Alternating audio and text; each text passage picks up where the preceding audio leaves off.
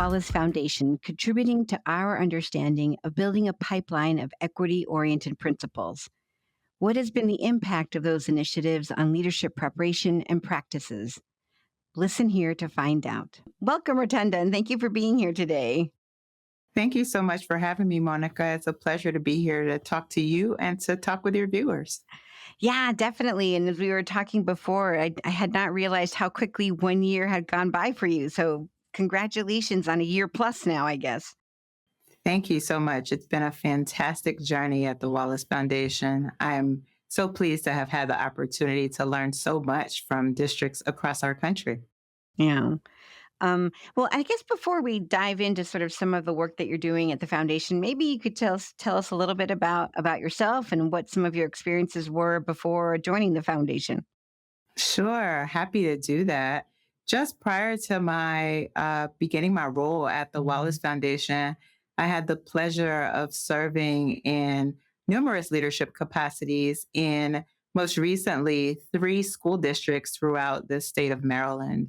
My most recent leadership role was serving in the capacity of Associate Superintendent of Schools in one of the largest school districts in the state of Maryland. Mm. And in my role, I was responsible for providing leadership, direction, and support for more than 70 school leaders within a more than 200 school district. Wow. One of the most exciting parts of my role was really well connected to the work that we do at Wallace, and it is focused on building the capacity of, supporting, and developing principals who are seated as well as those who are aspiring to the role. Mm. Well, thank you for all those years of good work in the public schools, and more importantly, thank you for bringing all that wisdom to the work that you're doing, sort of nationally now with the Wallace Foundation.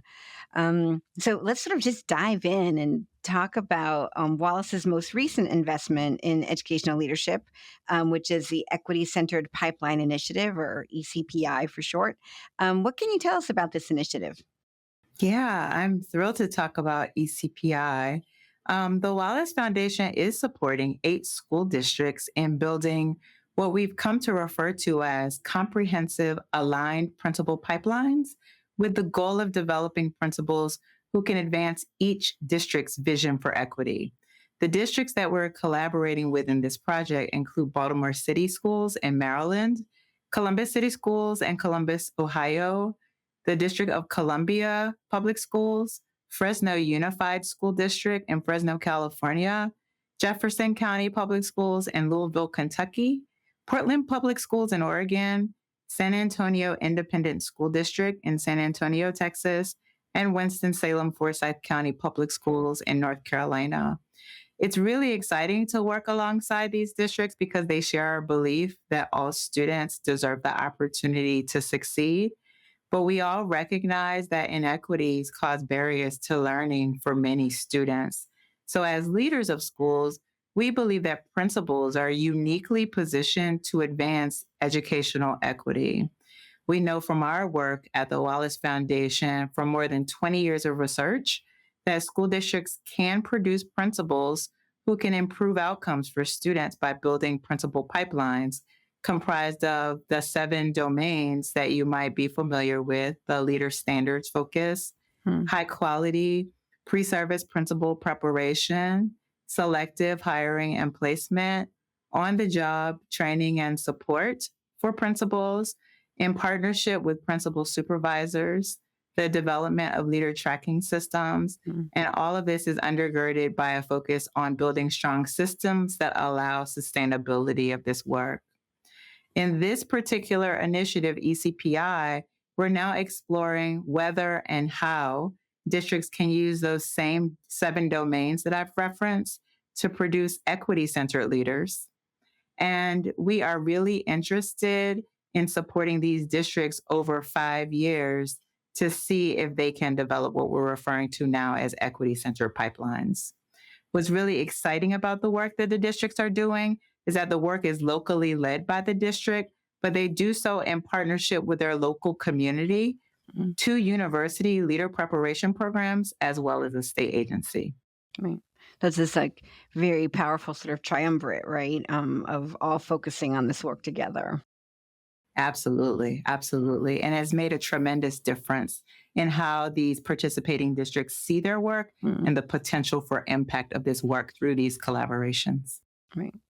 Um, I know that just from what you said, this issue of aligning is actually quite important. So if you could talk a little bit about how you see that emerging, or what you hope to happen from that alignment. Yeah, what's really been exciting about the work that we see these districts taking up as they seek to build these equity centered pipelines is that there is collaboration amongst those districts that require them to come together and dialogue with intention around the shared values for their work. That's one of the most significant ways in which we see alignment. But not only that, though the district is at the center of the work, it is not uncommon, we've found over the course of this last 3 years, that there is mutually beneficial opportunity for each of the stakeholders who I named earlier to advance their own organizational strategies and priorities Okay. and to connect to and align their work to that of the districts. Right.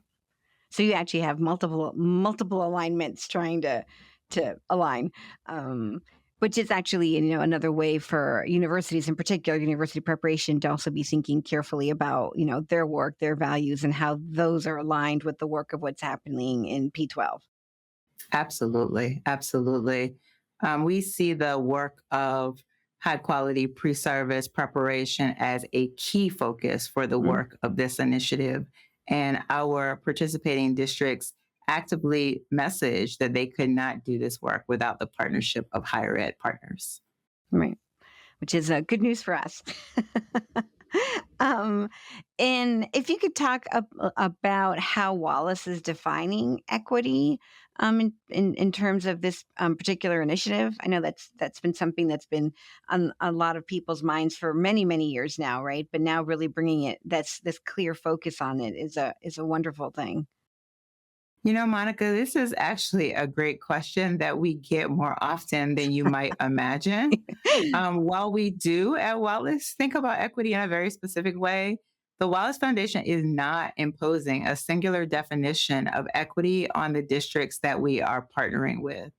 Each district has actually defined its own vision for equity with input from the community, and they are designing their pipelines with the vision for equity embedded that they have collaborated with their communities around. And what's really exciting about the work is that in partnership with the stakeholders that I mentioned previously, they are iterating on what they learn over time about the needs of principals, along with the interests of their communities. And they leverage the deep knowledge of some of the other partners, like state agencies, as well as members of higher ed communities, to engage in this continuous improvement process. Right. And just hearing you say that now also makes me think that, actually part of the approach, if that's the right word, of the foundation is to recognize that issues of equity have to be locally driven, and so that's actually part of the equity definition, right? Like it's not something that can Absolutely. be imposed, but rather locally driven, locally addressed, and sort of local leadership. Yeah, I think that's a fantastic point. As I mentioned at the top of our conversation, having served in so many different leadership capacities within large school districts myself for nearly 3 decades, many of those districts, not unlike the districts that we are supporting and serving in ECPI, I recognize that context is important. It's thrilling to know that Wallace acknowledges that Mm, too. And each district's definition of equity is unique to that district's local context. Despite, though, that uniqueness and context, there have been some really common elements across their approaches to developing equity center leaders. mm, For example, each of these district partnership teams is made up of diverse stakeholder groups that influence and support the ecosystem of principals in each of those districts. mm, These folks include the principals themselves, principal supervisors, district staff leaders responsible for setting the professional learning priorities for the districts, as well as those representatives from the two university partners that they are collaborating with. mm. And I think, and I can only imagine for an aspiring leader that living or observing that ecosystem that you talked about is also both aligning. I don't know if that would be the right word, but it also sort of, I mean, on the one hand, inspirational, but the other hand, also thinking about, where do I put my like little brick in the work that needs to happen to improve my school and community. Um, and so, even though the focus is very much on the principal, I can imagine that aspiring leaders in those buildings and communities are paying careful attention to what's being done. Absolutely, absolutely. It's interesting that you bring that up because I think probably most exciting and impressive in this effort is the many ways in which the districts have interacted with their communities Mm, to gather insight and perspective about the ways in which they perceive that leaders at all levels can center equity as a part of their work. right. And the university partners with whom our districts are collaborating have played a really significant role in that. So, Baltimore City, for example, who is collaborating with Towson University, has taken a step in engaging their community in co designing opportunities for town halls Mm, where both principals can participate as well as those communities can participate. mhm, In those spaces, they've done things like co design these equity statements. mm, They have enacted communication strategies that ensure all stakeholders know and understand the vision for equity. And mhm. they also even bring thought partners into the space in order to be transparent with community members about who and what is driving the focus for the work that they are doing with principals. Right. Mm. So very much sort of a shared approach to not just identifying issues, but then coming up with solutions and common language for those. Absolutely. Yeah, Absolutely. which is a whole area of work in and of itself.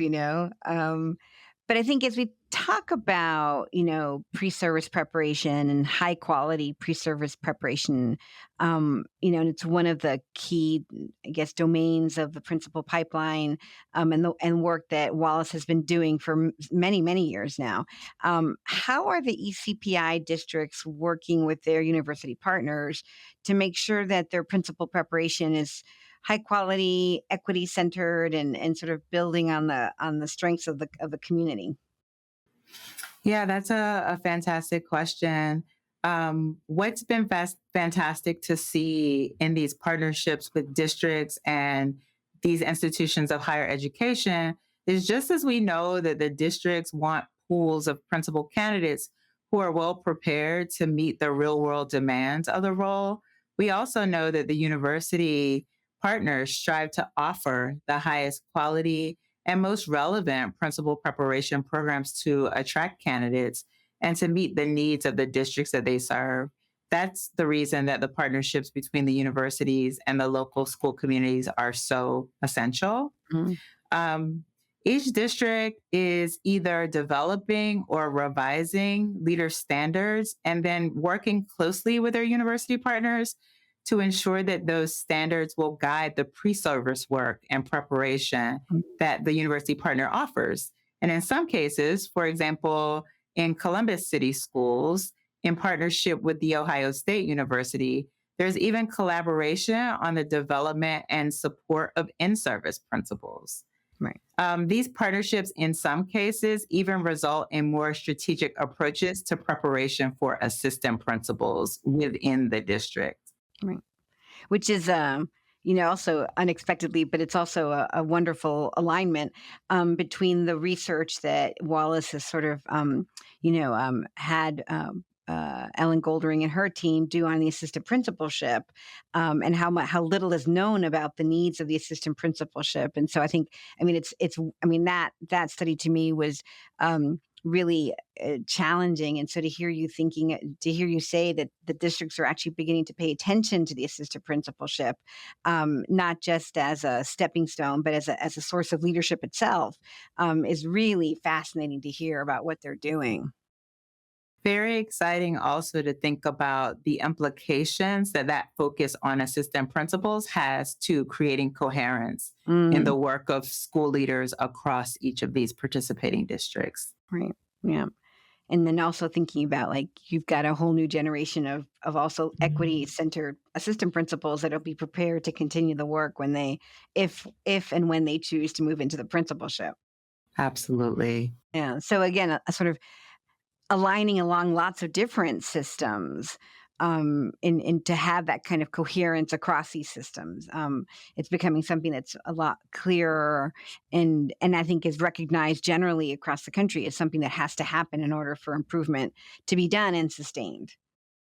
Yeah, absolutely. I think another element of the work that I've seen university partners actively engage in, as well as the fuller ecosystem be able to engage in and contribute to as a part of the work, is the development of these profiles of equity centered leaders. And you and listeners may be familiar with this term profile, as we've seen this idea really be emergent across the country, with several states beginning to Mhm, develop these portraits or mhm, profiles of graduates. right. So these equity centered leader profiles really do reflect the knowledge, Mm, dispositions, and skills and attributes, and even habits of mind that we hope that school leaders who interact with and reflect the district's equity vision are able to possess if they are leading schools within these districts. So this has been quite a useful resource, mm, in particular for our university partners, as they want to make sure that they are able to leverage these accessible and, in many cases, very succinct descriptions of what districts, as their partners, would want every graduate from their prep programs, whether it be for a certificate or a degree program, mhm. to know, understand, and be able to do before they complete programming. Yeah. Yeah, yeah. No, you're right. I sort of begin to hearing echoes of that across, across the country when it comes to P12, right? But then Absolutely. increasingly, in leadership preparation spaces, what would be the profile of in this case, and hopefully increasingly like equity centered principals, or leaders, right?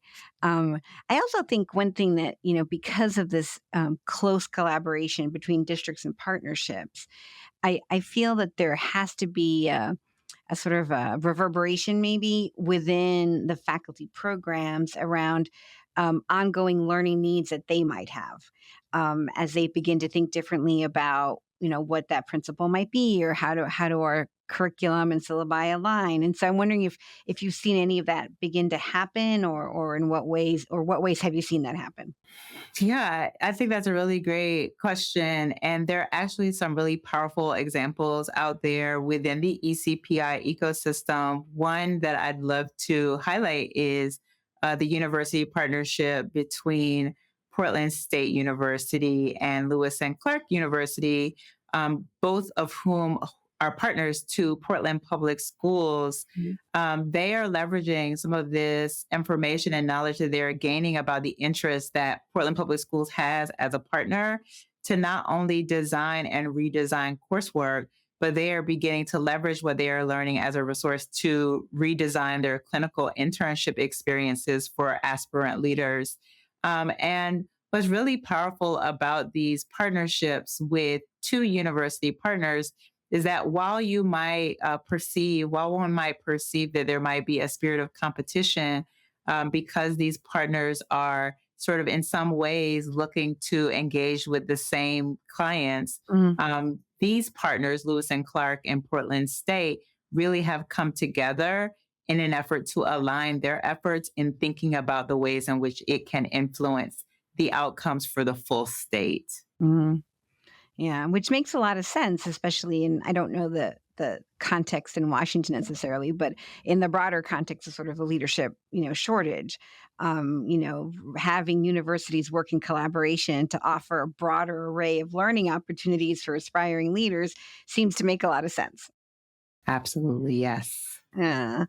Um, I guess maybe shifting our lens a little bit around, what you've learned from this initiative, what you hope the sustained impact might be from this effort. It would be great.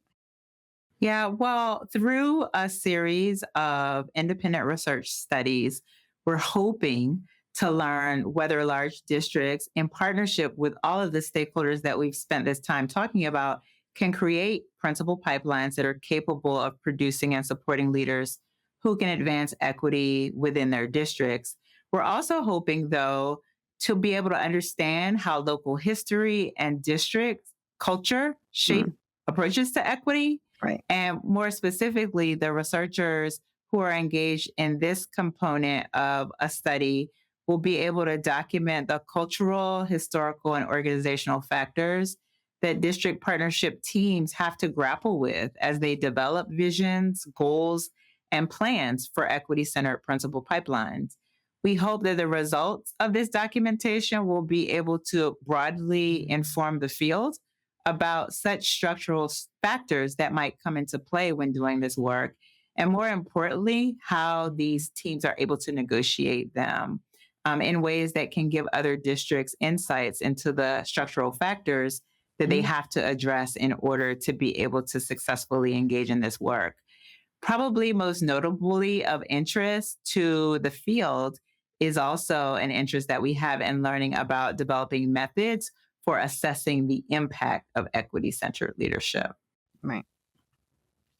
Well, that will be it's like that would be a whole other conversation. Yes.